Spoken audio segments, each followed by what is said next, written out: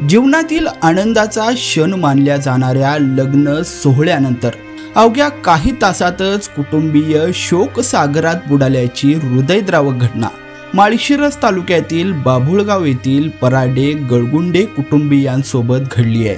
लग्नानंतर अवघ्या काही तासातच नववधूवर काळाने अचानकपणे घाला घातलाय।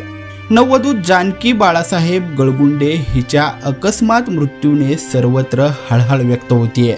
13 मे रोजी समीर हरिदास पराडे आणि जानकी बाळासाहेब गळगुंडे यांचा विवाह नीरा नरसिंहपूर येथील मंगल कार्यालयामध्ये मोठ्या थाटामाटात पार पडला। दोन्ही कुटुंबियांमध्ये आनंदाचं वातावरण होतं। लग्नानंतर जानकी सासरी आली, पण दुसऱ्याच दिवशी सकाळी तिच्या छातीत असह्य वेदना सुरू झाल्या। कुटुंबियांनी तातडीने तिला अकलूज येथील अश्विनी हॉस्पिटलमध्ये नेलं, पण नियतीचा क्रूर खेळ काही वेगळाच होता। वाटेतच जानकीने अखेरचा श्वास घेतला।